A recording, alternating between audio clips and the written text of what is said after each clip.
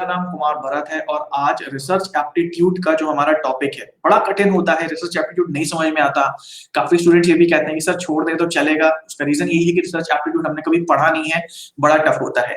तो इसके अंदर एक सेक्शन है वेरिएबल का जो कि बेसिक कंसेप्ट में आता है। तो इसको पहले हम यहाँ क्लियर कर लेंगे ताकि आपको कोई प्रॉब्लम ना आए रिसर्च एप्टीट्यूड में जो वेरिएबल्स हैं या उसके टाइप्स हैं उनको समझने में। तो थोड़ा सा हम यहाँ पे पहले वेट करेंगे, पहले स्टूडेंट्स का वेट कर लेते हैं जो कि ज्वाइन करेंगे और उसके बाद हम बिल्कुल सरल तरीके से वेरिएबल्स और उसके टाइप को यहाँ पे कवर करने वाले हैं। तो काफी बच्चों ने हमें यहाँ पे ज्वाइन कर लिया है, सबको वेलकम है। प्लीज मुझे बता दें अगर वीडियो या ऑडियो में कोई प्रॉब्लम है। अगर वीडियो ऑडियो में कोई प्रॉब्लम आती है तो हम थोड़ा सा यहाँ पे करेक्शन करके उसके बाद पढ़ाई को स्टार्ट करेंगे। तो चलिए, सबको नमस्कार, सबको हेलो और गुड आफ्टरनून। तो सबसे पहले तो आप सब ये बताएं कि क्या आपको रिसर्च एप्टीट्यूड कठिन लगता है या सरल लगता है या ठीक ठीक लगता है। आई एम श्योर आप में से काफी बच्चों को रिसर्च एप्टीट्यूड कठिन लगता होगा। ओके, गुड इवनिंग जी। तो आज का वैसे हमारा जो टॉपिक है वो है रिसर्च में वेरिएबल्स क्या होते हैं और कितने टाइप के होते हैं। ठीक है। अच्छा, सतीश जी कह रहे हैं कि वो मैं फर्स्ट टाइम पढ़ रहा हूँ। अच्छा जी, चलिए, बहुत आराम से हम इसको समझेंगे और बिल्कुल आपको आराम से समझ में आ जाएगा। एक्चुअली क्या होता है आजकल की जो हम पढ़ते हैं स्पेशली रिसर्च में बुक वगैरह से पढ़ते हैं और उसमें जो लैंग्वेज होती है वो बुकिश होती है कि अगर आपकी पहले से थोड़ी पकड़ होगी तो तब तो आप समझ लेंगे, नहीं तो बुकिश लैंग्वेज को समझ पाना, उसको पकड़ पाना बहुत डिफिकल्ट हो जाता है। तो आज रियल लाइफ से रिलेट करते हुए चलेंगे और बहुत ही अच्छे से हम इसको समझेंगे। नेहांजलि कह रही है I am YouTube learner, very happy to see you on Unacademy. चलिए नेहांजलि जी, थैंक यू। ठीक है, चलिए, मुझे लगता है काफी बच्चों ने भी ज्वाइन कर लिया है। हम आगे की पढ़ाई अपनी जो है अभी स्टार्ट कर सकते हैं। यूट्यूब पे वीडियो नहीं डाली बेटा, 2 तारीख से डेली वीडियो आएगा, तो बिल्कुल भी अब परेशान नहीं हो, यूट्यूब पे भी वीडियोस आएंगे। ठीक है, तो हमारा टॉपिक क्या है आज? Variables and its types. हाँ, आपने बुक से स्टडी की है। चलिए, कठिन लगा सरल लगा आपको पढ़ने में? रिसर्च एप्टीट्यूड कैसा लगता है आप सबको? कठिन लगता है, सरल लगता है, कैसा है? ओके, तो सबसे पहले यहाँ पे सरल लगता है, हार्ड लगता है। ओके, मिक्स रिएक्शंस यहाँ पे आ रहे हैं। तो सबसे पहले थोड़ा सा मेरे बारे में जान लेते हैं। काफी लोग ऐसे हो सकते हैं यहाँ पे, कोई ऐसा है जो मेरे बारे में नहीं जानता है? डिफिकल्ट लगता है, नाइटमेयर, मॉडरेट। अच्छा अच्छा, तो चलिए कोई बात नहीं। आज का जो टॉपिक है ना वेरिएबल का, वो बिल्कुल आराम से उसको हम कवर कर लेंगे। जानते हैं, काफी बच्चे जानते होंगे, थोड़ा कठिन लगता है, क्या बात है। तो मेरा नाम है कुमार भरत और मैं काफी टाइम से ऑनलाइन पढ़ाता हूँ आप सबको। और ऐसे स्टूडेंट्स मेरे बारे में कहते हैं कि मैं इजी एक्सप्लेनेशंस देता हूँ डिफिकल्ट से डिफिकल्ट कंसेप्ट्स के। यानी कि जो दिन ब दिन के हमारी डेली लाइफ में चीजें होती हैं उससे रिलेट करके आपको जो बुकिश चीजें होती हैं, पढ़ाई वाली चीजें होती हैं, वो सरल तरीके से बना के बताता हूँ। हार्ड जो ऑप्शन सही लगता है वो गलत होता है। अच्छा, ओके, चलिए, तो जो ऑप्शन आपको गलत लगता हो आप उसको टिक टिक कर दिया करिए। ये एक शॉर्टकट है आपके लिए, वो सही हो जाएगा। चलिए, मजाक कर रहा था, सीरियसली मत लीजिएगा। एक्सप्लेनेशन काफी क्लियर होता है जो इजी समझ में आ जाता है। जी हाँ, तो एक कोर्स मेरा आ चुका है ऑलरेडी अनअकैडमी पे। जो लाइव हमारा कोर्स होता है वो टीचिंग एप्टीट्यूड का आ चुका है। आप चाहे तो देख सकते हैं उसको। टीचिंग एप्टीट्यूड में जिस किसकी प्रॉब्लम है उसको सरल तरीके से समझाया गया है। इसके अलावा जो मेरे आने वाले कोर्सेज हैं, रिसर्च एप्टीट्यूड का फुल फ्लेजेड कोर्स आने वाला है। इसके अलावा कम्युनिकेशन का फुल फ्लेजेड कोर्स आएगा, मैथ्स, डीआई, इन सबके कोर्स जो है ये आपको मार्च के महीने में ये आपको मिलेंगे अनअकैडमी पे। तो अभी तक अगर ज्वाइन नहीं किया है तो आप ज्वाइन कर सकते हैं। मुझे मेरा फोटो देख लीजिए, अनअकैडमी पे ऐसा फोटो आता है, आप मुझे फॉलो कर सकते हैं ताकि ऐसी जो स्पेशल क्लासेस आती है उसके नोटिफिकेशन आप सबको मिलते रहें। और KV10 कोड जरूर यूज कर लीजिएगा अगर आप अनअकैडमी पे सब्सक्रिप्शन लेते हैं, इससे आपको 10% डिस्काउंट मिल जाएगा। ठीक है, तो आपको ये सस्ता पड़ जाएगा। तो पढ़ते हैं अपने टॉपिक की ओर। यहाँ सारिका पूछ रही है सर रिसर्च में काफी प्रॉब्लम होती है, सर प्लीज रिसर्च अच्छे से पढ़ा दें। जी हाँ, बहुत अच्छे से हम लोग पढ़ने वाले हैं। आप खुद देखेंगे कि अरे ये तो मुझे बड़ा कठिन लगता था, और वाकई जब मैंने भी पढ़ा था तो कठिन सबके लिए होता है, मेरे लिए भी था। लेकिन जब एक बार समझ में आ गया तो मैंने सोचा कि इसको किस तरह से रियल लाइफ से रिलेट करके पढ़ाया जाए ताकि आपको चीजें समझ में आ जाए। इसका मतलब ये है कि जब भी हम बुक पढ़ते हैं तो उसमें ऐसी चीजें होती हैं जो कि हमें पता नहीं है, मतलब एक नई इंफॉर्मेशन हम पढ़ते हैं हर बुक में सिंपली।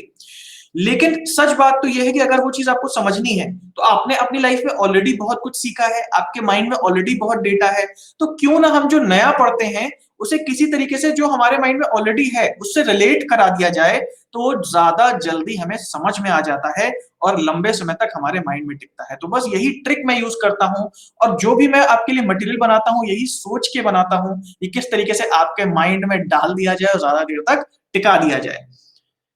कब से क्लास है रिसर्च की जो क्लास है बेटा, वो अनअकैडमी पे जो फुल फ्लेजेड कोर्स आने वाला है वो शायद 11 या 12 मार्च से आ जाएगा, और उससे पहले कम्युनिकेशन होगा दिन में 2:30 बजे। सर प्लीज डीआई वीडियो करवा दीजिए। ठीक है, अगला स्पेशल क्लास आप कह रहे हैं तो डीआई का भी आ जाएगा, फिर हम मैथ्स की भी अब बात करना स्टार्ट करेंगे धीरे धीरे। ठीक है, तो आइए सबसे पहले बात करते हैं वेरिएबल्स की। वेरिएबल्स क्या होता है? तो वेरिएबल्स बेटा जहां पर भी शब्द आता है इसको क्लोजली कनेक्टेड मानो एक्सपेरिमेंटल रिसर्च से। ठीक है, तो रिसर्च के कई टाइप्स होते हैं जिसके बारे में हम कभी बात करेंगे। उसमें आज आप सबने ये वर्ड सुना होगा एक्सपेरिमेंटल रिसर्च। तो जो एक्सपेरिमेंटल रिसर्च टर्म है उससे वेरिएबल्स क्लोजली एसोसिएटेड है, क्योंकि एक्सपेरिमेंटल रिसर्च में जो हम एक्सपेरिमेंट्स करते हैं वो वेरिएबल के आधार पे करते हैं। अभी कठिन लगा होगा सुनने में, आइए इसको ब्रेक डाउन करते हैं और सरल भाषा में समझते हैं। देखिए एक्सपेरिमेंट जो होता है, आप सबको पता होगा कि हम कोई प्रयोग करते हैं, एक्सपेरिमेंट करते हैं, तो उसमें कुछ चीजों का हम एनालिसिस करते हैं, कुछ चीजों को ऑब्जर्व करते हैं और उसके बेसिस पे हम रिजल्ट निकालते हैं। छोटा सा अगर एग्जांपल ले लें, ये एग्जांपल मैं हमेशा यूज करता हूं। जैसे आपने नोटिस किया होगा कि चाय या कॉफी पीने से दोनों में कैफीन होता है, या हम कह लें कि कैफीन के सेवन करने से क्या होता है कि हमारी नींद कम हो जाती है। तो इसका मतलब कि जो कैफीन की मात्रा है, कितनी आप कैफीन लोगे उसका नींद पे भी प्रभाव पड़ेगा। ठीक है, तो क्या ऐसा प्रयोग हम कर सकते हैं, ऐसा एक्सपेरिमेंट कर सकते हैं कि कितना कैफीन लेने से कितना घंटा नींद कम हो जाती है?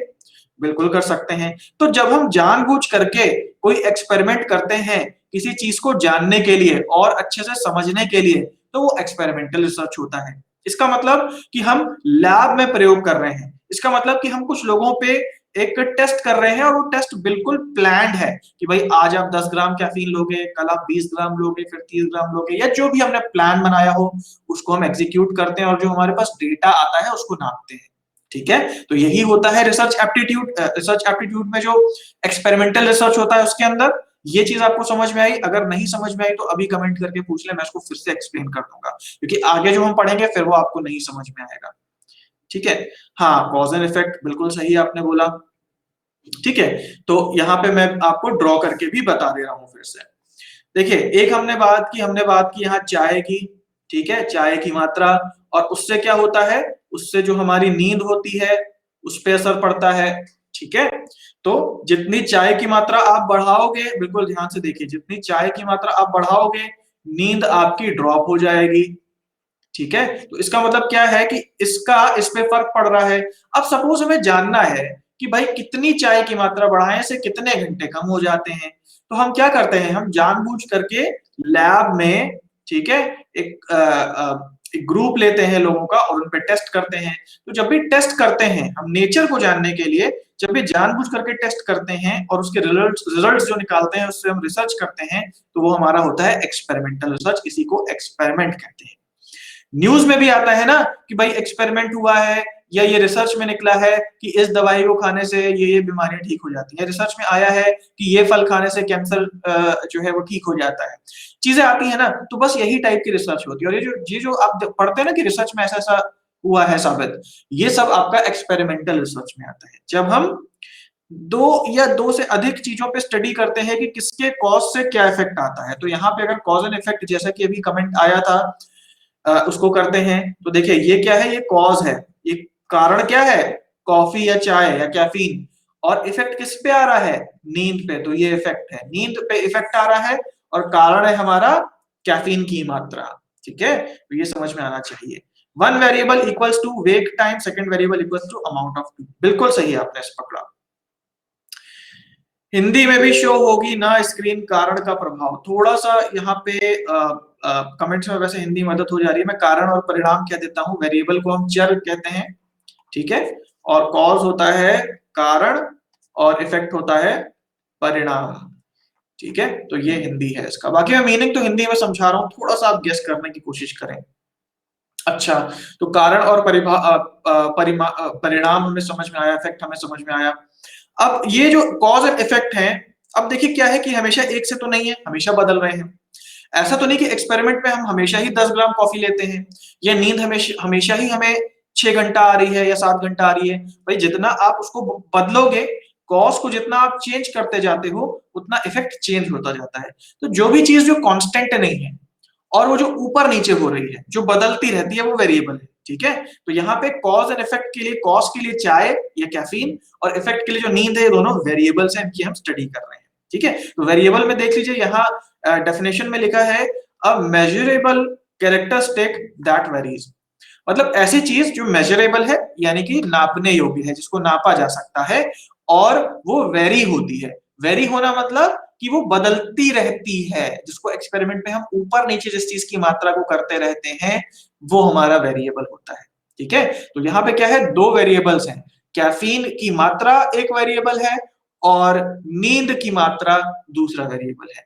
अब इसमें क्या है कि कैफीन की मात्रा में हम हेर फेर करते हैं, और ये मापने की कोशिश करते हैं कि नींद की मात्रा में क्या उतार चढ़ाव हो रहा है। तो दोनों ही मात्राओं में उतार चढ़ाव हो रहा है, और इन दोनों को ही हम नाप सकते हैं, तो ये वेरिएबल है। ठीक है, यहां तक आपका क्लियर हो गया होगा। जी हाँ, कॉफी इंडिपेंडेंट है और नींद डिपेंडेंट है। जी हाँ, ठीक है, इसको आगे हम और अच्छे से देखते हैं। दूसरा पॉइंट लिखा है, it may change from person to person और even within one person over time. क्या मतलब है इसका? वेरिएबल जो है वो हर पर्सन के हिसाब से अलग होता है। जैसे अगर एज की बात करें, तो एज भी किसी रिसर्च में एक वेरिएबल हो सकता है। किसी रिसर्च में हम आयु के ऊपर शोध कर सकते हैं, तो आयु प्रति व्यक्ति अलग अलग होती है। हर पर्सन की, हर इंडिविजुअल की एज अलग अलग होती है। भाई मेरी हो सकता है 27 साल हो, किसी की 30 साल हो, किसी की 32 साल हो। ठीक है, तो यही लिखा है कि वेरिएबल में change from person to person, एक पर्सन से दूसरे पर्सन में ये वेरिएबल वेरी होता है। वेरी मतलब होता है बदलाव, इसीलिए इसको कहते हैं वेरिएबल, जो कि बदलाव के योग्य है, जो कि बदलता रहता है। और वेरिएबल वो भी है जो एक पर्सन में भी बार बार बदलता रहता है। इसका मतलब कि आज जो 27 साल का है, कल वो 28 होगा, फिर 29 होगा, फिर 30 होगा, तो उसके अंदर भी वेरिएबल चेंज हो रहा है। आपका भी 27 है, चलिए अच्छी बात है। ठीक है, तो ये आपको समझ में आया। वेरिएबल में कोई कंफ्यूजन हो तो बता दीजिए। आगे हम बढ़ने वाले हैं टाइप्स ऑफ वेरिएबल पे।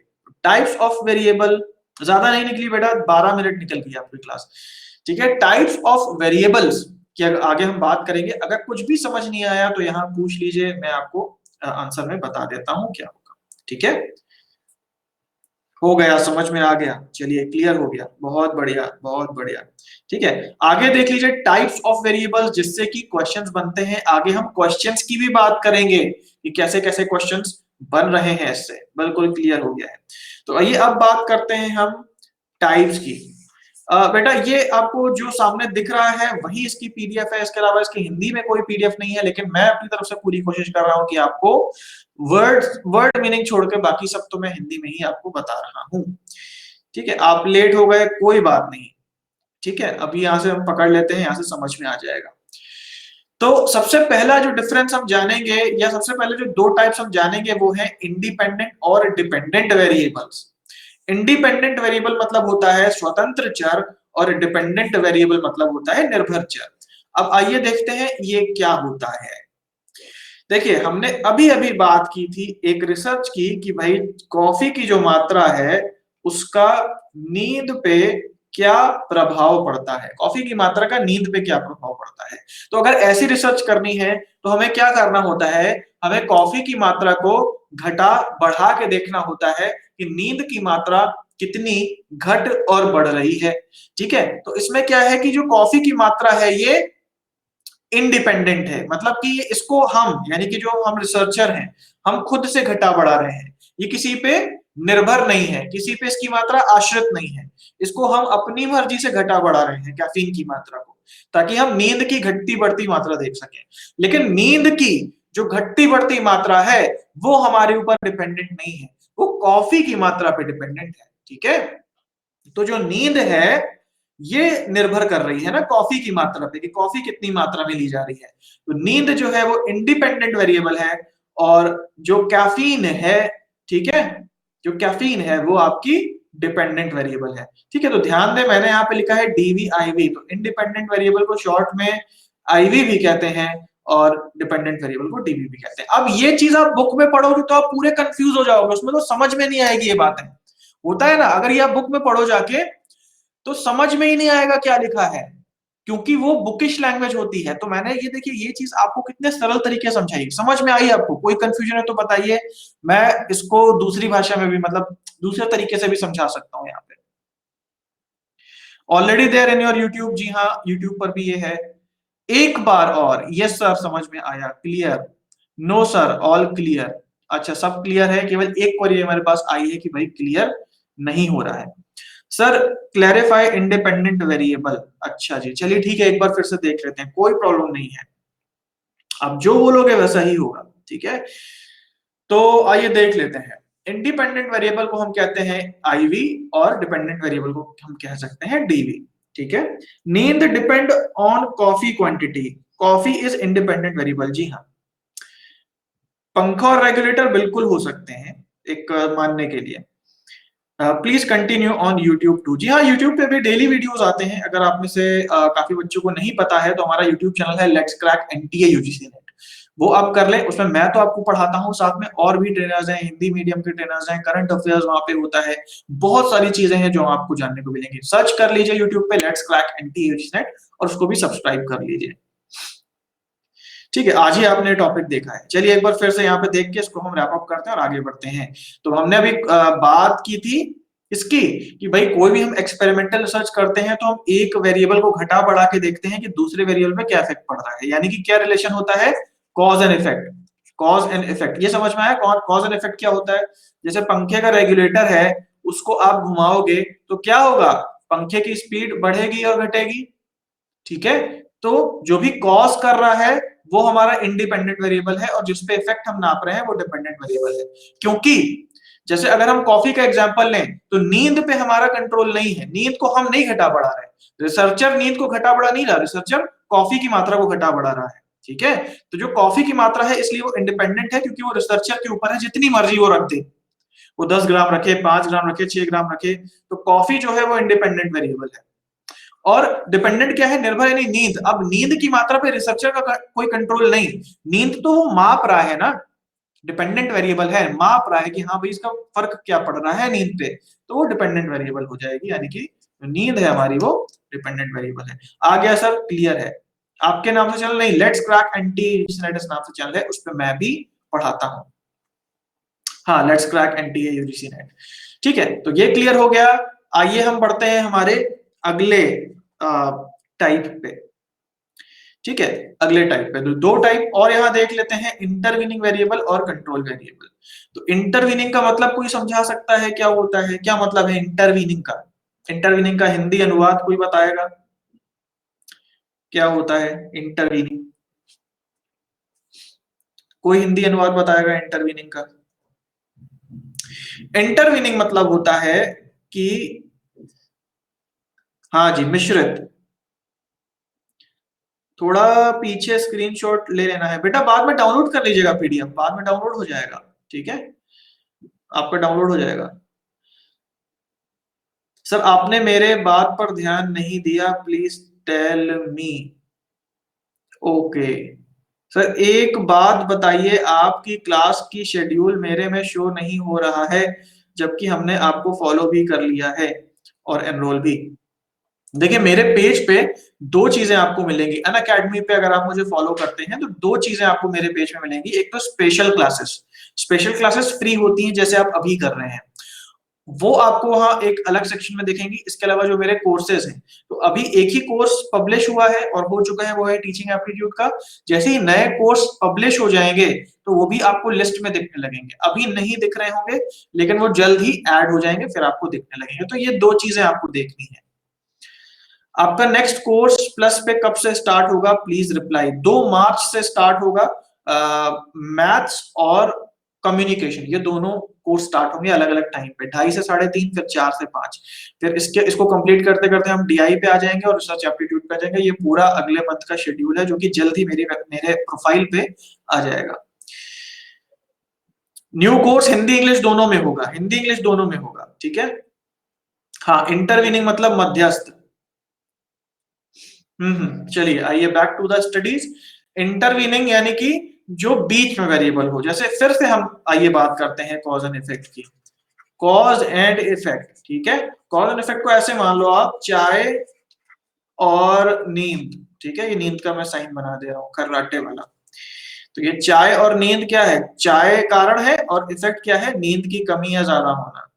सर स्पेशल में रिसर्च के कंटेंट ज्यादा पढ़ाएं और पीवाईक्यू भी। जी हाँ, आते रहेंगे बीच में, स्पेशल क्लासेस आती रहेंगी। और जो जो कोर्सेज मैं स्टार्ट करूंगा तो कोशिश करूंगा कि उन कोर्सेज से भी मैं स्पेशल क्लासेस बना बना के आप सबको देता रहूं, ठीक है। और बाकी यूट्यूब पे भी आप फॉलो करिए, यूट्यूब पे भी कंटेंट जो है वो सीरियल से अब आएगा। मतलब जैसे टीचिंग एप्टीट्यूड पढ़ेंगे तो लाइन से टीचिंग एप्टीट्यूड पढ़ते जाएंगे, फिर रिसर्च पढ़ते जाएंगे, तो उसपे भी लाइन से कंटेंट आता जाएगा। तो यूट्यूब पे भी आप फॉलो कर लें, ठीक है। और अनअकैडमी ज्वाइन करते हैं, अगर नहीं ज्वाइन किया है तो KB10 कोड जरूर यूज कर लीजिएगा, इससे आपको 10% डिस्काउंट मिल जाएगा। तो कॉज एंड इफेक्ट की आइए बैक टू द स्टडीज बात करते हैं। कॉज एंड इफेक्ट हमने बात की चाय और नींद, और ध्यान से अगर आप देखें तो कॉज एंड इफेक्ट का कोई डायरेक्ट रिलेशन नहीं होता है, बीच में बहुत स्टेप्स होते हैं जिसको हम निग्लेक्ट करते हैं। जैसे बात करें कि भाई मैंने चाय पी या मैंने कैफीन ली, अब कैफीन मुझे क्या डायरेक्ट नींद दे देगा, डायरेक्ट तो नींद नहीं आएगी ना भाई। वो जाएगा, पहले डाइजेस्ट होगा, फिर माइंड में कुछ टाइप का वो केमिकल बनाएगा, उस केमिकल का एक रिएक्शन होगा जिसमें से एक वन ऑफ द रिएक्शन होगा कि नींद आती है। बात समझ रहे हैं? और भी बहुत या नींद नहीं आती है, और भी बहुत सारी चीजें होंगी। तो बीच में जो कॉज और इफेक्ट है या कारण जो और जो परिणाम है, ठीक है, उसके बीच में बहुत सारे और चेन होती है एक्टिविटीज की, ठीक है। तो वो जो चीजें बीच में हो रही हैं क्योंकि डायरेक्ट रिलेशनशिप नहीं है, तो उसको हम कहते हैं इंटरवीनिंग वेरिएबल, इसको हम नहीं देखते हैं, ठीक है। ये ऑब्जर्वेबल नहीं होता है और इसको हम नहीं नापते। कारण और परिणाम जो होता है हम केवल उसको वेरिएबल लेके चलते हैं और उसको नापते हैं। इंटरवीनिंग लेकिन वेरिएबल्स होते हैं, ये बात हम मान के चलते हैं। तो आई होप ये इंटरवीनिंग वेरिएबल आपको समझ में आया होगा। क्या लिखा है यहाँ पे, not observable but like dependent and independent variable, ठीक है। वेरिएबल होता है लेकिन ऑब्जर्वेबल नहीं है। जैसे सपोज मैंने एग्जांपल आपको एक और दिया कि हम पंखे का अगर बटन दबाएं तो पंखा चलेगा, तो बटन दबाने से पंखा चलता है, बटन बंद करने से पंखा ऑफ होता है। तो कारण बटन है, परिणाम पंखे पे होता है। लेकिन आप ध्यान दें कि ये डायरेक्ट रिलेशन नहीं है। अब इसको आप ऑन करोगे, बिजली जाएगी, फिर बिजली जाके पंखे में जाएगी, पंखे में भी प्रक्रियाएं होंगी, फिर पंखा घूमेगा। तो बीच में बहुत सारी चीजें हो रही हैं, बहुत सारी प्रक्रियाएं हो रही हैं, और वो ऑब्जर्वेबल नहीं है, उसको आप ऑब्जर्व नहीं कर सकते। आपको जो सामने दिख रहा है आप उसको कारण और परिणाम मान करके अपनी रिसर्च को करते हो, अपना एक्सपेरिमेंट करते हो, ठीक है। तो ये इंटरवीनिंग वेरिएबल्स होते हैं। Teacher independent variable, students dependent variable and classroom table black board ETC are intervening variables. नहीं, इसको ध्यान से समझें। नहीं नहीं, इसको आप अदर वेरिएबल्स कह सकते हो लेकिन इंटरवीनिंग नहीं कह सकते हो। कैसे, मैं बताता हूँ। आइए इसकी थोड़ा सा नए सिरे से बात कर लेते हैं। जैसे स्वप्ना कह रही हैं कि टीचर जो है वो इंडिपेंडेंट वेरिएबल है और स्टूडेंट जो है वो डिपेंडेंट वेरिएबल है, और जो बीच में जो टीचिंग एड्स ही कह लें कि टीचिंग एड्स जो यूज कर रहा है वो क्या है, वो इंटरवीनिंग वेरिएबल्स हैं, ठीक है। तो आइए इसको थोड़ा क्लियर कर लेते हैं। सबसे पहली बात कि एक पर्सन कभी भी वेरिएबल नहीं होता है, ठीक है। वेरिएबल की डेफिनेशन बेटा पहले देख लो। वेरिएबल की डेफिनेशन है कोई भी चीज जो मेजरेबल हो। क्या आप एक टीचर को मेजर कर सकते हो या आप एक स्टूडेंट को मेजर कर सकते हो? नहीं कर सकते ना। तो इस तरीके से बोलना कि टीचर इंडिपेंडेंट वेरिएबल है, टीचर कोई वेरिएबल नहीं है, टीचर तो टीचर है, वो तो फिक्स्ड, वो तो कांस्टेंट आप मान लो कि एक एंटिटी है। लेकिन अगर हम बात करेंगे टीचर के पढ़ाने का तरीका या टीचर की स्किल्स, वो वेरिएबल हो सकती है, ठीक है। टीचर के पढ़ाने का तरीका अच्छा या बुरा, ये वेरिएबल हो सकता है। ये अब मापा जा सकता है कि टीचर कम्युनिकेशन लेवल को कितना % दोगे या उसके कंटेंट को आप कितना % दोगे, ठीक है। तो टीचर अपने आप में इंडिपेंडेंट वेरिएबल नहीं है, लेकिन टीचर के पढ़ाने का तरीका वो एक वेरिएबल है। और देन स्टूडेंट अपने आप में कोई वेरिएबल नहीं है या डिपेंडेंट वेरिएबल नहीं है। स्टूडेंट की क्या परफॉर्मेंस, ये अपने आप में वेरिएबल है, ठीक है, स्टूडेंट की परफॉर्मेंस अपने आप में वेरिएबल है। और जो टीचिंग एड्स हैं, देखिए देखिए जैसे मैंने बोला कि भाई चलिए टीचिंग की जो स्किल्स हैं, ठीक है, टीचर के जो फीचर्स हैं, उसकी पर्सनालिटी है, जो भी चीजें हैं, उसके पढ़ाने का तरीका है, नहीं राखी जी यही से मैं बताने जा रहा हूँ, इंटरवीनिंग और एक्सट्रेनियस वेरिएबल के बीच में मैं फर्क बताने वाला हूँ।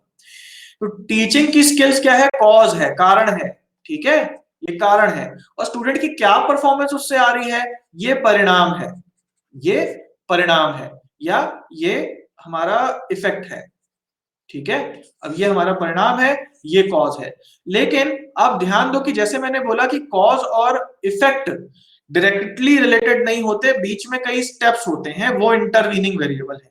तो बीच में स्टेप्स का मतलब क्या है कि टीचर ने मैसेज डिलीवर किया या किसी तरीके से पढ़ाया, स्टूडेंट के माइंड में गया, उसने रियल लाइफ से उसको एनालाइज किया, और उसके बाद उसकी एक लर्निंग हुई, और इन फ्यूचर जब ऐसी सेम परिस्थिति आई, जब उसको वहां पे नॉलेज यूज करनी हुई, तो उसने नॉलेज यूज की, एंड में परफॉर्मेंस का पता लगा।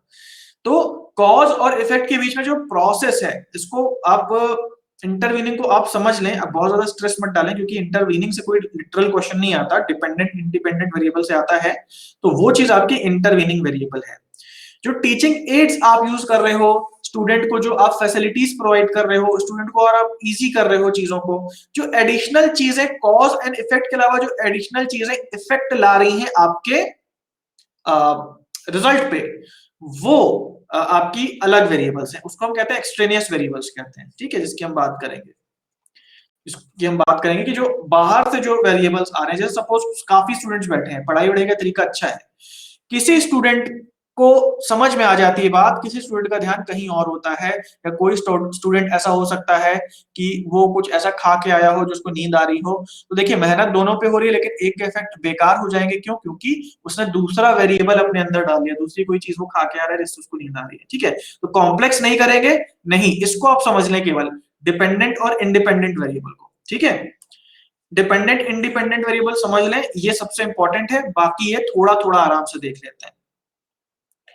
हाँ, टीचिंग स्किल इंडिपेंडेंट में है, उसको एक्सपेरिमेंट कर सकते हैं ना, कि भाई टीचिंग का कंटेंट बदल सकते हैं, टीचिंग का स्टाइल में उसको बोल सकते हैं भाई अब तुम ऐसे नहीं ऐसे पढ़ाओ, तो वो जब हम चेंज कर रहे हैं रिसर्च के हिसाब से, और हम ये माप रहे हैं कि परफॉर्मेंस पे क्या इफेक्ट आ रहा है, तो वो परफॉर्मेंस जो है स्टूडेंट की, वो इंडिपेंडेंट वेरिएबल है, और जो टीचिंग है वो डिपेंडेंट वेरिएबल है, ठीक है, यहां तक आपकी बात क्लियर है, टीचिंग ये कॉज इंडिपेंडेंट वेरिएबल, और स्टूडेंट का जो परफॉर्मेंस है ये आपका है इफेक्ट, ठीक है, स्टूडेंट का परफॉर्मेंस इंडिपेंडेंट वेरिएबल, टीचिंग जो है वो डिपेंडेंट वेरिएबल, ठीक है,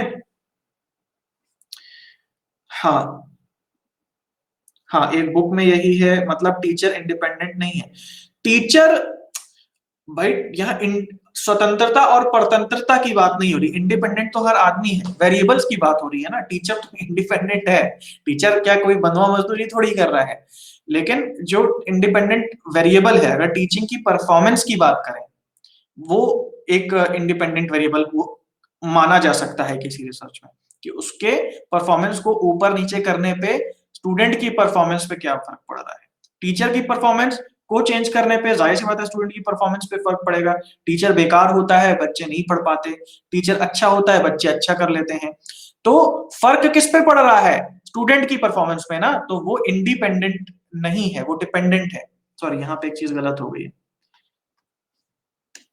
ठीक है, तो जो हमारा टीचर है वो हमारा है इंडिपेंडेंट वेरिएबल, और जो टीचर का परफॉर्मेंस है इंडिपेंडेंट वेरिएबल है, और स्टूडेंट का परफॉर्मेंस जो है वो डिपेंडेंट वेरिएबल है, ये निर्भर कर रहा है, ये स्वतंत्र है, इसको हम यहाँ पे एडिट कर सकते हैं, और इस पे जो परिणाम आता है, इस पे जो इफेक्ट आ रहा है, देखिए की टर्म मैं साथ में लिख दे रहा हूँ, ठीक है, तो वो आप ध्यान रखिएगा, ठीक है, like sir field is independent and manure is dependent और environmental changes are extraneous variables, हाँ कह सकते हैं, बिल्कुल कह सकते हैं, ठीक है, वॉइस कट हो रही है, रिफ्रेश कर लीजिए, more examples for okay, more example for intervening variables, ठीक है, more examples for intervening variable कोई भी आप ले लो ना, कि भाई अगर कोई मेडिसिन है, ठीक है, सपोज क्या है, एक मेडिसिन है, ये मेडिसिन क्या करती है, इससे अस्थमा ठीक हो जाता है, अस्थमा क्योर हो जाता है, मेडिसिन से अस्थमा क्योर हो जाता है। लेकिन क्या केवल मेडिसिन से अस्थमा क्योर हो जाता है, या बहुत सारी चीजें वो करती है अंदर बॉडी में जाके? हो सकता है थोड़ा हीट बनाती हो, फिर हो सकता है कि वो क्या कहते हैं, कंजेस्शन जो होता है हमारा लंग्स में, उसको क्लियर करती हो, फिर हो सकता है कि वो हार्ट बीट बढ़ाती हो। तो ये सारी चीजें हो रही है ना, ये भी वेरिएबल है, ये भी वेरिएबल है, ये भी वेरिएबल है। तो ये चीजें हो रही हैं, तो इसका हम क्या करें, इससे हमारा लेना देना थोड़ी ना है। हमारा तो मेडिसिन से लेना देना है कि वो एस्थमा पे कितना फर्क डाल रही है। तो ये कॉज है, ये इफेक्ट है, बीच में बहुत सारी चीजें हो रही हैं, इससे हमारा लेना देना है नहीं, तो ये हमारा इंटरवीनिंग वेरिएबल है। ये बात समझ में आई?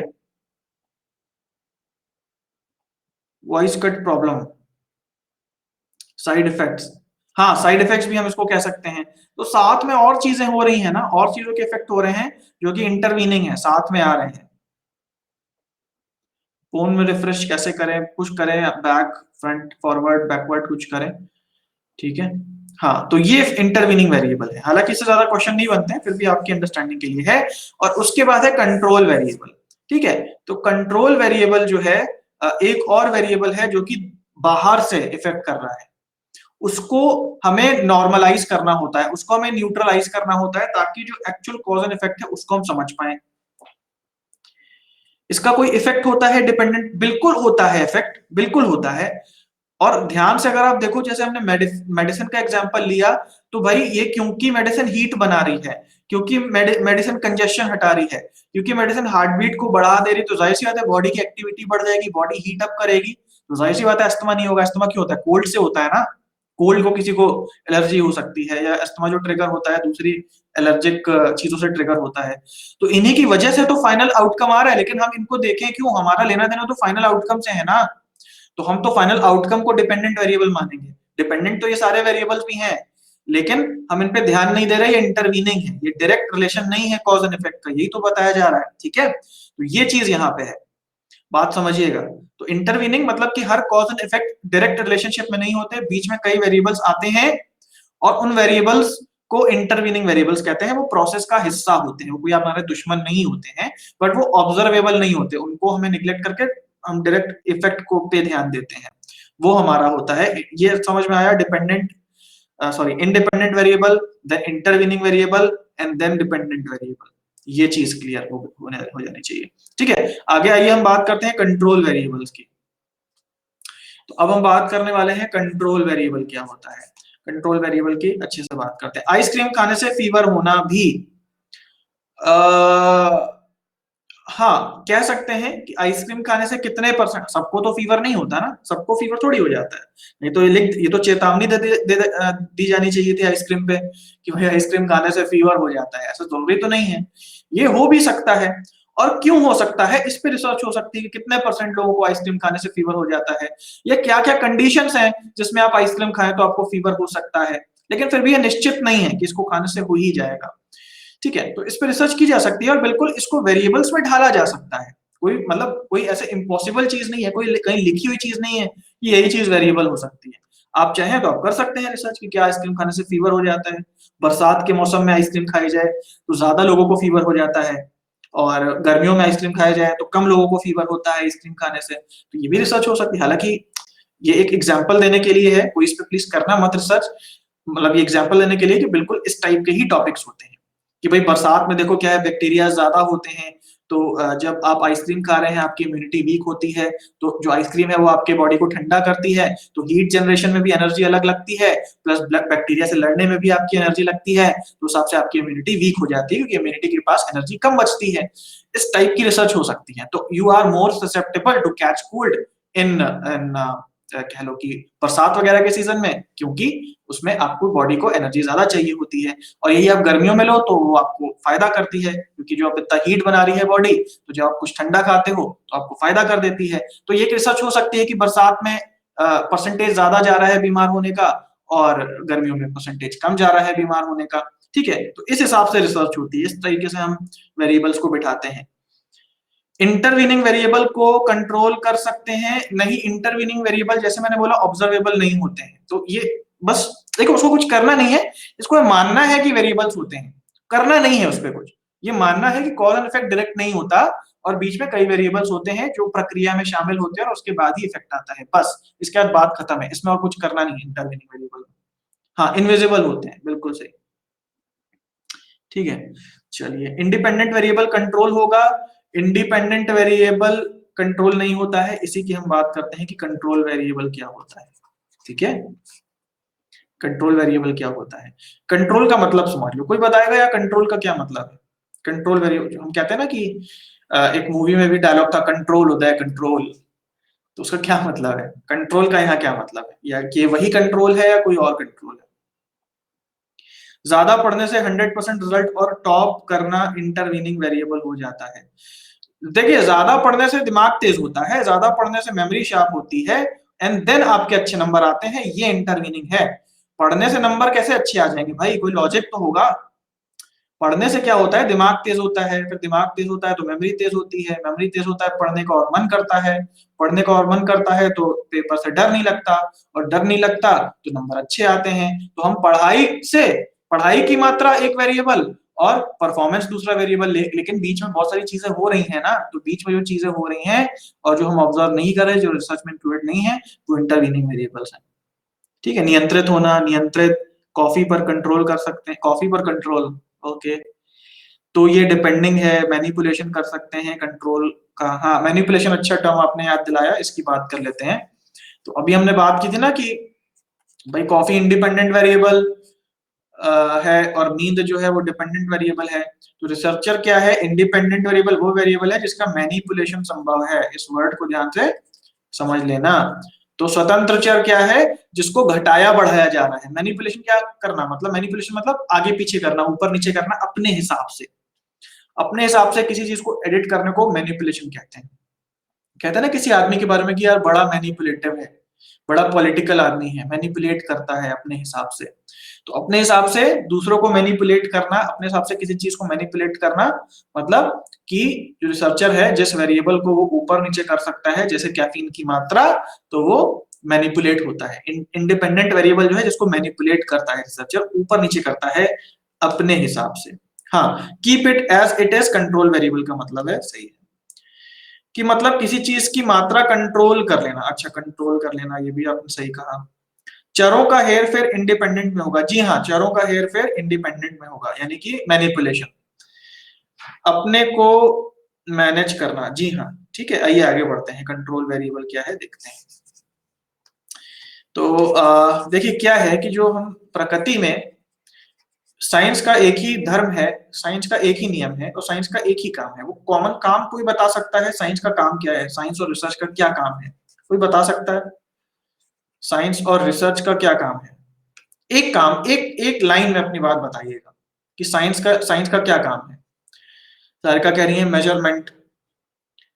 रिसर्च में जिसका इफेक्ट नहीं मेजर करना होता उसे रिसर्चर कंट्रोल करता है, बिल्कुल सही आपने बताया। न्यू डेवलपमेंट करना, ये न्यू डेवलपमेंट अच्छी बात है। कॉज एंड इफेक्ट रिलेशनशिप, चलिए न्यू डेवलपमेंट लिख देते हैं यहाँ पे, रिसर्च का काम न्यू डेवलपमेंट। ठीक है, छुपे हुए को प्रकाशित करना, अच्छा हिडन को निकालना यानी डिस्कवर करना, इसको सिंपल टर्म में लगता है डिस्कवर करना। ठीक है, साइंटिफिक प्रूफ, मेजरमेंट, चलिए मेजर करना, चीजों को मेजर करना, इनोवेट करना, अच्छी बात है। चलिए, अच्छा ये इतने सारी चीजें आ रही है, सब सही है ना, इतनी सारी चीजें सब सही है, सही बात है, डेवलपमेंट भी है, डिस्कवरी भी है, मेजरमेंट भी है और इनोवेट भी है। चीजों को आराम से करना, लाइफ को इजी करना, बहुत अच्छी बात है। लाइफ इजी बनाना, कन्वीनियंट करना, चीजों को लाइफ इजी बनाना, बिल्कुल सही बात है। एग्जिस्टिंग प्रॉब्लम को सॉल्व करना, प्रॉब्लम सॉल्विंग, ये भी साइंस का काम है, प्रॉब्लम सॉल्विंग। ठीक है, तो कितने सारे पॉइंट्स निकल आए कि साइंस क्या करता है। क्या इनको एक लाइन में सम अप किया जा सकता है कि अगर हम एक ऐसी लाइन बना दें कि ये सब सम अप हो जाए, ऐसा हो सकता है क्या? कोई एक ऐसी लाइन बता सकता है कि ये सब उसके अंदर आ जाए? क्या ऐसा कुछ हो सकता है कि सब उसके अंदर आ जाए? देखिए, इसको ध्यान से समझ लीजिए, जो रिसर्च होती है, ठीक है, रिसर्च का काम क्या है, नेचर को समझना, नेचर को समझना, और या समझना या कंट्रोल करना, अपने बस में करना, ठीक है। नेचर को समझना है, आप कंट्रोल करना, ठीक है। बस ये लाइन समझ लो, रिसर्च का मतलब ही यही है कि नेचर को समझना, ठीक है। हमारे चारों ओर जो दुनिया है, जो प्रकृति है, वो अभी 100% तो समझी नहीं गई। और अगर आपको 100% समझ में आ गई तो अब तो कुछ भी कर लो, तो डेवलपमेंट कर लो, डिस्कवरी कर लो, मेजर कर लो, लाइफ इजी कर लो, प्रॉब्लम सॉल्विंग कर लो, या किसी की प्रॉब्लम क्रिएट भी कर दो, ठीक है। किसी को मार भी सकते हो, खुद जी भी सकते हो, दुश्मनों को हटा सकते हो, दोस्त बना सकते हो, सब कर सकते हो। नेचर को समझ लो तो सारे काम हो जाएंगे। तो रिसर्च का एक ही उद्देश्य है, वो है नेचर को समझ लेना, नेचर कैसे काम करता है। और नेचर है बड़ा गूढ़, बड़ा कॉम्प्लेक्स, एब्स्ट्रैक्ट, तो इसलिए टाइम लग रहा है समझने में। अभी भी हम 100% दुनिया को नहीं समझ पाए। किसी भी समस्या का समाधान, कुछ भी देखिए, मैं छोटा सा आपको एग्जांपल देता हूं। आप इसको ऐसे देखो कि आपके घर में टीवी है, आप सब टीवी देखते हो, टीवी कभी खराब हो जाती है तो आप निर्भर होते हो टीवी मैकेनिक पे, सर्विस सेंटर पे, कि वो आएगा तब टीवी बनाएगा, तब हम देख पाएंगे। नहीं तो अगर टीवी देखनी है, सही करनी है, तो आप एक ही चीज जानते हो कि टीवी को थपथपाओ, मारो, शायद सही हो जाए, ठीक है। इसका मतलब क्या है कि आपको वो टीवी समझ नहीं आती और अब आप निर्भर हो सर्विस सेंटर वाले पे। अब वो आपको जो भी बता दे, वो बोले कि मैं टीवी नहीं बन पाएगी, टीवी नहीं खरीदो, हो सकता है उसमें 10 रुपए की प्रॉब्लम ना हो सकता है, ठीक है। सर्विस सेंटर वाले तो यही करते हैं कि भाई अब नई टीवी खरीदें, अब तो ये रिपेयर नहीं हो पाएगी। या अगर कोई मैकेनिक आप बुला के लाओगे तो खराब भी बना के जाएगा, पैसे भी ज्यादा लेके जाएगा, और वो बस तारों को ऊपर नीचे करके जाएगा, ठीक है।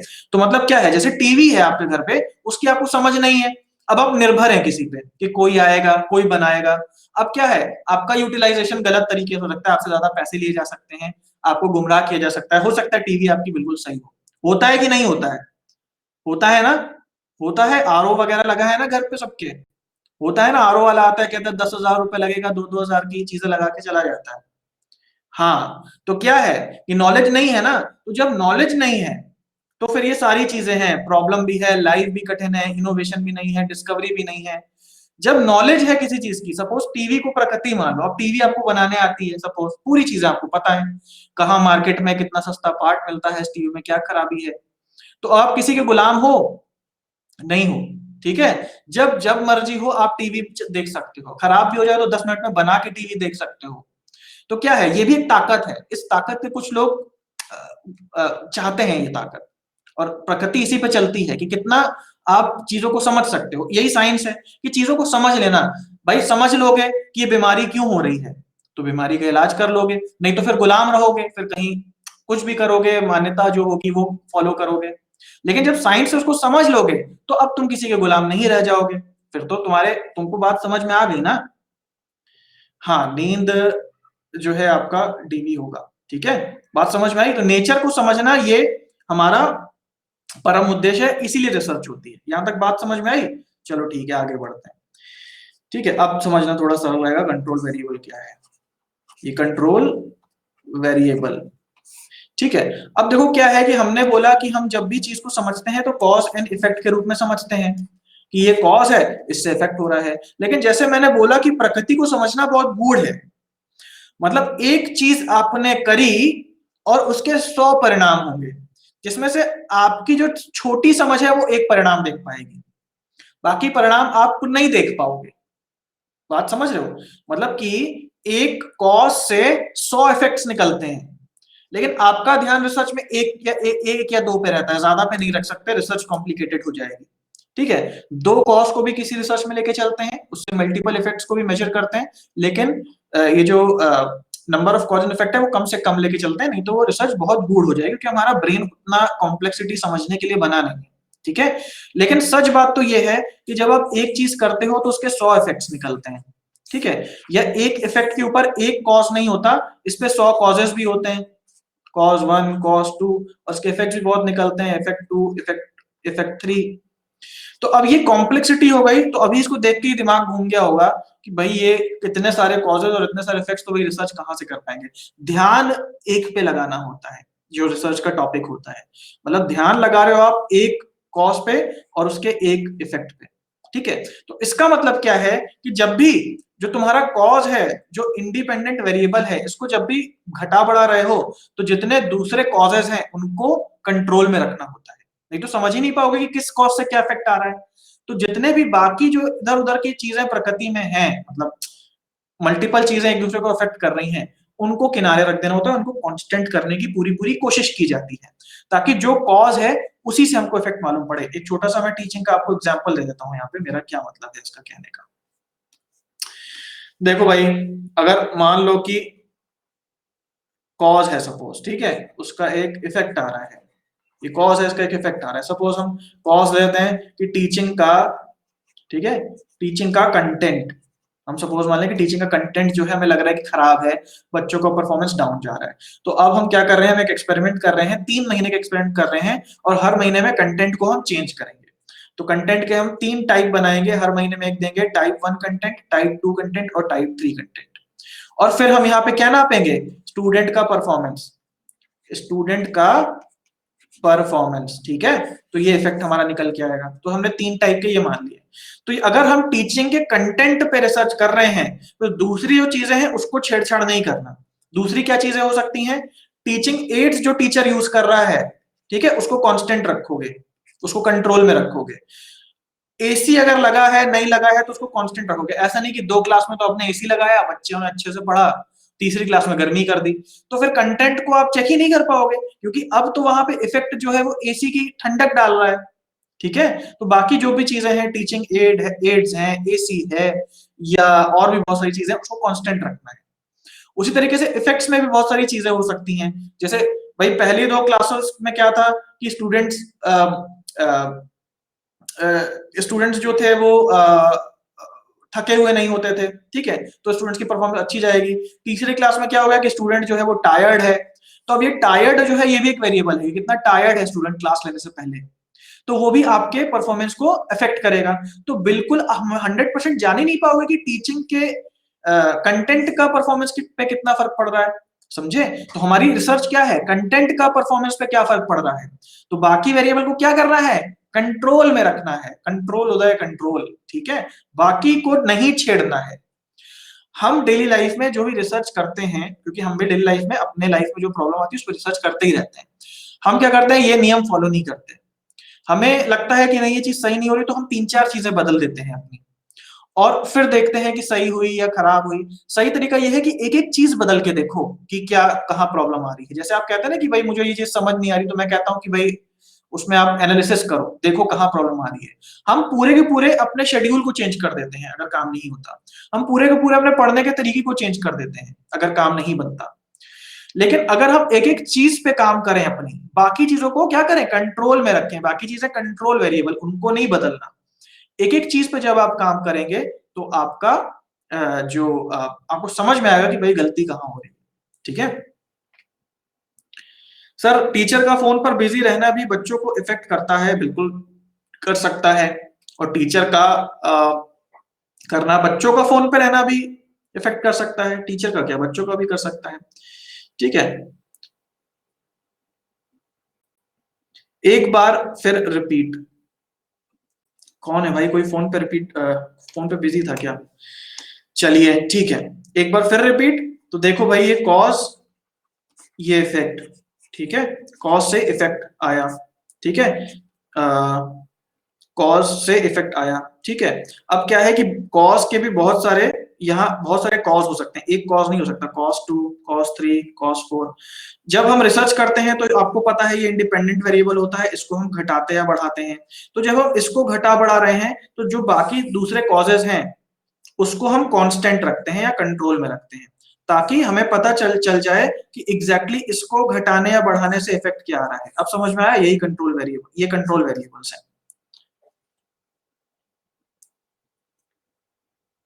कॉफी में कॉफी पाउडर छोड़कर मिल्क वाटर कंट्रोल वेरिएबल, बिल्कुल सही आपने बताया। देखिए विश्वेशा जी कह रही हैं कि बहुत अच्छा इन्होंने एग्जांपल दिया, इसको जरा हम लोग ध्यान से एक बार देख लेते हैं। उन्होंने बोला कि भाई जैसे अभी तक हम बात कर रहे थे, ये देखिए हमने बात की कॉफी की, और इससे नींद पे क्या प्रभाव पड़ता है। तो अगर हम कॉफी की मात्रा को घटा बढ़ा रहे हैं, तो कंट्रोल में क्या रखना होगा, चीनी की मात्रा कितनी आप डाल रहे हैं और दूध की मात्रा आप कितनी डाल रहे हैं, मतलब शुगर आप कितना डाल रहे हैं और मिल्क कितना डाल रहे हैं, इसको नहीं घटाना बढ़ाना। इसको घटाओगे बढ़ाओगे हो सकता है ये कुछ इफेक्ट कर दे, ठीक है। तो इसको कांस्टेंट रखना है। ये जब हमारा कांस्टेंट रहेंगे दोनों, तभी हम बता पाएंगे कि इसके घटने बढ़ने से क्या फर्क पड़ रहा है। तो ऐसा हो सकता है कि चीनी को बढ़ा दो, एनर्जी ज्यादा हो जाए, उसका भी फर्क पड़ सकता है। ठीक है, तो ये हमारे कंट्रोल वेरिएबल्स हो जाएंगे। Here is example. Okay, I am not talking about Kumar sir, Ghazala Reddy. अच्छा चलिए ठीक है, आप लोग पर्सनल बातें थोड़ा कम किया करिए और पढ़ाई पर ज्यादा ध्यान दिया करिए। यहाँ कभी कभी क्या होता है कि लड़ाइयाँ होने लगती कमेंट्स में, और कभी कभी क्या होता है कि एक दूसरे का ऐसे ही लेग पुलिंग होने लगती है, तो प्लीज वो मत किया करिए। उससे क्या होता है कि दूसरे जो बच्चे पढ़ रहे हैं ना, उनका भी ध्यान कमेंट पे चला जाता है। तो अभी आप करें, पढ़ाई कर लें और उसके बाद फिर कमेंट करते रहिएगा। ठीक है, आप लोग हर जगह तो कमेंट करते ही होंगे, फेसबुक पे, यूट्यूब पे, उसका भी अपना ही मजा है। तो यहाँ पे प्लीज पढ़ाई का ही करते हैं। अच्छा ग्रेट सर, बहुत अच्छी टीचिंग हुई। और कोई किसी को अगर कुछ पूछना है control variable, dependent independent variable, तो पूछ सकता है। ठीक है, उसके बाद हम प्रीवियस ईयर क्वेश्चंस की बात करेंगे, तो ये पूछ लीजिए और उसके बाद हम देखते हैं कि किस टाइप के क्वेश्चंस आए हैं और कैसे उनको सॉल्व करना है। चलिए क्वेश्चन, और किसी को कुछ पूछना है तो पूछ ले। चलिए, व्हाट इज टाइप 1 एरर? बेटा टाइप 1 एरर की भी हम बात कहाँ कर रहे हैं, टाइप 1 टाइप 2 पढ़ेंगे हम फिर। सर आपका टीचिंग स्टाइल बहुत अच्छा है, थैंक यू जी। ठीक है, तो आइए प्रीवियस ईयर क्वेश्चन अब देख लेते हैं। प्रीवियस ईयर क्वेश्चन है कि हमारा क्या कह रहा है, इन एक्सपेरिमेंटल रिसर्च। देखिए जैसे मैंने स्टार्टिंग में बोला कि वेरिएबल मतलब एक्सपेरिमेंटल रिसर्च। ठीक है, तो यहाँ यही क्वेश्चन है, in experimental research based studies that observations derived from which of the following variable are considered for statistical analysis। ये क्या पूछ रहा है, हिंदी में समझ लें कि जो एक्सपेरिमेंटल रिसर्च होती है, इसमें जो हम एनालिसिस करते हैं स्टैटिस्टिकल, ठीक है, इसमें जो इंडिपेंडेंट वेरिएबल से जो ऑब्जर्वेशन मिलता है, ऑब्जर्वेशन मिलता है मतलब कि इंडिपेंडेंट वेरिएबल से जो परिणाम निकल के आता है उसको क्या कहते हैं। ठीक है, तो based on studies observation developed from, ठीक है, तो बताइए कि हम इसको क्या कहते हैं। इंडिपेंडेंट वेरिएबल पे जो हम एक्सपेरिमेंटल रिसर्च करते हैं, उससे जो ऑब्जर्वेशन निकल के आता है कि भाई क्या इफेक्ट हो रहा है, उसको क्या कहते हैं।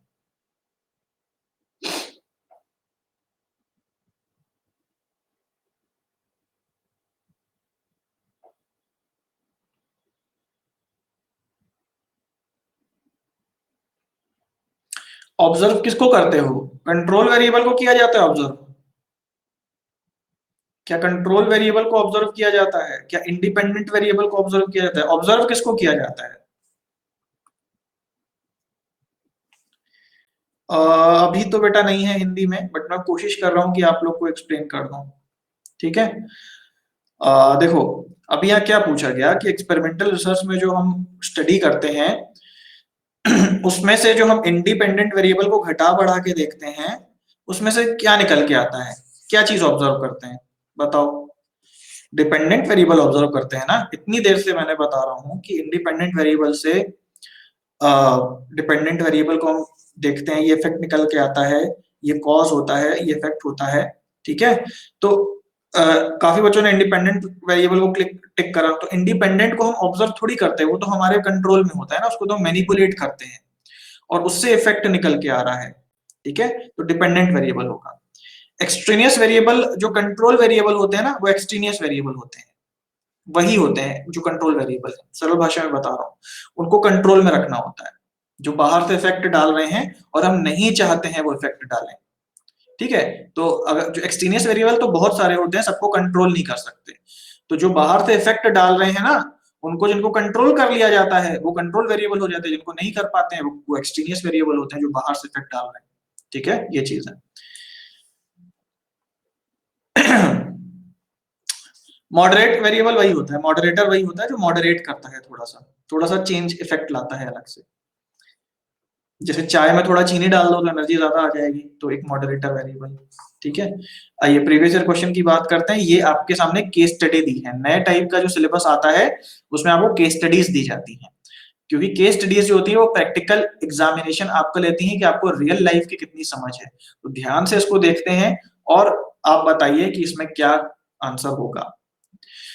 सबसे पहले कह रहा है कि यूनिवर्सिटी टीचर है, वो प्लान कर रहा है एक स्टडी करने का कि वो इफेक्ट देखना चाह रहा है कि स्टूडेंट के लेवल ऑफ एस्पिरेशन में, ठीक है, मतलब वो ये देखना चाह रहा है कि स्टूडेंट के पढ़ाई की जो मोटिवेशन है उसमें क्या इफेक्ट आ रहा है, और किस पे, उनके स्कॉलिस्टिक परफॉर्मेंस पे, मतलब कि जो स्टूडेंट का एक तरीके से सोशो इकोनॉमिक बैकग्राउंड है, मतलब क्या है कि सपोज ये स्टूडेंट है, ठीक है, एक ये स्टूडेंट है, एक यूनिवर्सिटी टीचर है, मैं इसको शॉर्ट में बता दे रहा हूँ, यूनिवर्सिटी टीचर है, वो ये देखना चाहता है कि जो स्टूडेंट है इसका जो सोशियो इकोनॉमिक बैकग्राउंड है इसका क्या इफेक्ट आ रहा है उनके परफॉर्मेंस पे, ठीक है। कहने का मतलब ये बहुत गूढ़ भाषा और बड़े बड़े शब्दों का प्रयोग कर दिया गया है, लेकिन कहने का मतलब सिंपल ये है, ये स्टूडेंट की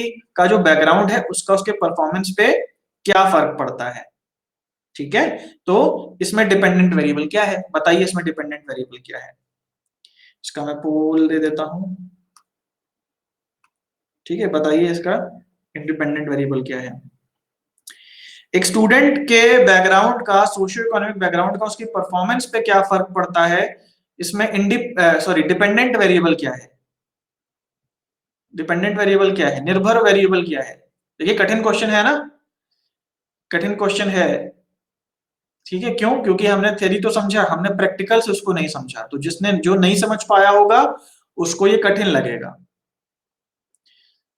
ठीक है। तो आइए देखते हैं क्या, बेटा बिल्कुल ध्यान से समझो, चाय और एग्जांपल दिया ना, चाय और नींद का, तो चाय को मापा जा सकता है, मैनिपुलेट कर सकते हैं, और नींद पे जो इफेक्ट आ रहा है उसको देखना होता है कि कितना उस पे इफेक्ट आ रहा है। तो बैकग्राउंड अलग अलग हो सकता है स्टूडेंट्स का, और उसका परफॉर्मेंस पे क्या इफेक्ट आता है ये मापना है। तो भैया ये इंडिपेंडेंट वेरिएबल है और ये डिपेंडेंट वेरिएबल है, रिलेशन को थोड़ा समझने की कोशिश करें, ठीक है। हाँ समझाने के बाद इजी हो गया ना, लेकिन काफी बच्चों ने थोड़ा करा है, ठीक है, तो समझें इसको। तो ये जो परफॉर्मेंस आ रही है ना, अब देखो और एक इंपॉर्टेंट बात इसमें देख लो कि ये यहाँ लिखा है स्कोलास्टिक, ये काट भी दो तो चलेगा, यहाँ देखो बहुत सारी चीजें लिखी हुई हैं, इफेक्ट ऑफ स्टडी और एस्पिरेशन ऑफ स्टूडेंट्स, बस ये देख लो कि ये सोशियो इकोनॉमिक बैकग्राउंड का उनके परफॉर्मेंस पे क्या फर्क पड़ता है, बस दो वर्ड यहाँ पे इंपॉर्टेंट है, बाकी सब आपको कंफ्यूज करने के लिए दिए हैं, तो ऐसे ही होंगे क्वेश्चंस, मतलब सारे नहीं होंगे लेकिन आ सकते हैं क्योंकि नए सिलेबस में अब आने लगा है।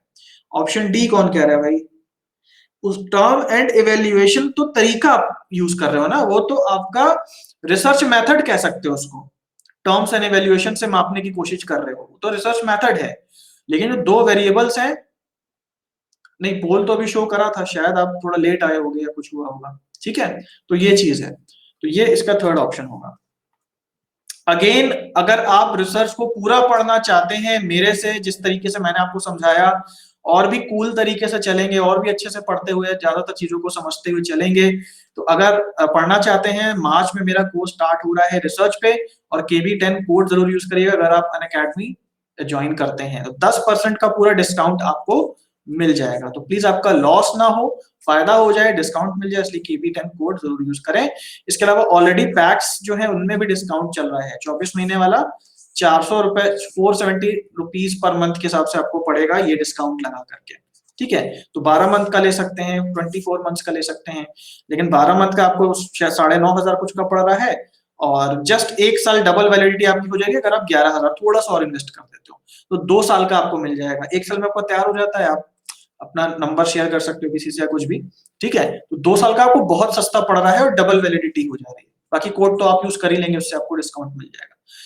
देखिए हाँ हिंदी में भी मैं पढ़ाऊंगा, ठीक है, हिंदी में भी मैं वैसे नोट्स और वो क्वेश्चंस देता हूँ, आज मैं इंग्लिश में लाया था, बट अगर आप अनअकैडमी पे क्लास करेंगे तो उसमें आपको हिंदी में भी मिलेगा, ठीक है, हिंदी में भी ट्रांसलेटेड, गूगल से ट्रांसलेट करके उसमें डाला रहता है। क्या 3 मंथ्स में इंपॉर्टेंट कर सकते हैं, आपके ऊपर है, आपका पॉकेट, आपका टाइम, वो आप खुद देखें, यहाँ पे देखिए ये लिखा है यहाँ पे सब्सक्रिप्शन प्लान, ठीक है, तो आप देख लें, मैं आपको कोई फोर्स नहीं करूंगा, बट एक बता दिया कि आपको सस्ता पड़ता है, ये आपको थोड़ा फिर महंगा पड़ता है। प्लस पर स्टार्टिंग से टीचिंग करेंगे ना आप, हाँ टीचिंग एप्टीट्यूड मेरा हो गया है, अभी एक ही मेरा हुआ है, मार्च से मैं बैक टू बैक आपके कोर्सेज कराना स्टार्ट करूंगा, और जून तक आते आते फुल एकदम प्रिपरेशन आपकी पेपर वन की करा दूंगा, पेपर 1 में तो बिल्कुल भी आपको परेशान होने की जरूरत नहीं है, मैं आपके साथ हूँ, पूरा आपको चीजें बताई जाएंगी।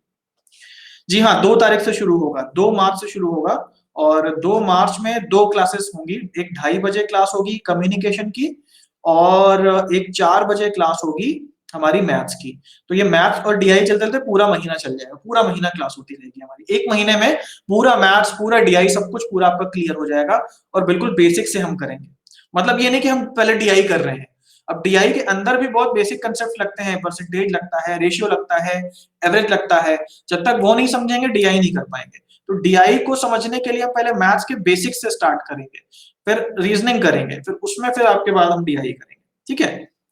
और मैथ्स का क्या होगा, बहुत वीक है मैथ्स।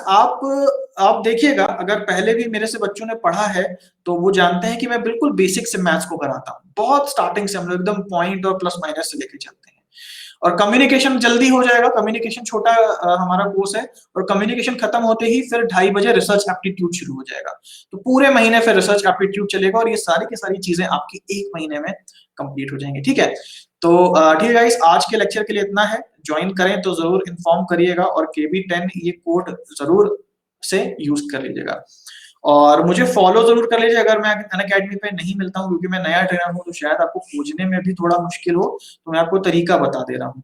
देखिए, अनअकैडमी पे भरत कुमार सर्च कर लीजिएगा और फिर भी अगर नहीं दिखाई दे तो यहाँ सी ऑल बटन आता है, इसको दबा दीजिएगा और देखिए ये फोटो है मेरी ब्लैक एंड व्हाइट वाली, ये जब आपको दिखेगी तो यहाँ फॉलो कर लीजिए, ठीक है? तो इससे जो भी स्पेशल क्लासेस भी अगर आप होती हैं यहाँ पे, जो फ्री वाली क्लासेस हैं, उसके भी नोटिफिकेशंस आपको मिलने लगेंगे अगर आप फॉलो करते हैं, तो फॉलो जरूर कर लीजिएगा। तो ठीक है, आज के लिए इतना है। आई होप आपको समझ में आई होंगी, चीजें क्लियर हुई होंगी और ऐसे ही हम और लेक्चर्स लेकर के आते रहेंगे। यूट्यूब पे भी आप चाहें तो हमें सब्सक्राइब कर सकते हैं और मतलब आप सोशल मीडिया खोलेंगे और मैं आपके सामने आ जाऊंगा आपको पेपर वन पढ़ाने। तो हर जगह मैं आता हूँ और हर जगह मैं आप सबको पढ़ाता हूँ, ठीक है? आप सबसे पहले मिल जाते हो, अरे क्या बात है, तो बहुत बढ़िया बात है। सर आप मिल रहे हैं सर्च करने में, चलिए अच्छा है, फॉलो जरूर कर लीजिएगा, ठीक है? तो चलिए फिर सबको नमस्ते, प्रणाम, अच्छे से पढ़ाई करिए और आज थोड़ा सा रेस्ट ले लीजिएगा, फिर प्लीज पढ़ लीजिएगा बाद में, क्योंकि टाइम बहुत कीमती है और कल के भरोसे मत रहिएगा। आज और अभी से पढ़ना स्टार्ट करिए और मिलते हैं फिर एक नई क्लास के अंदर।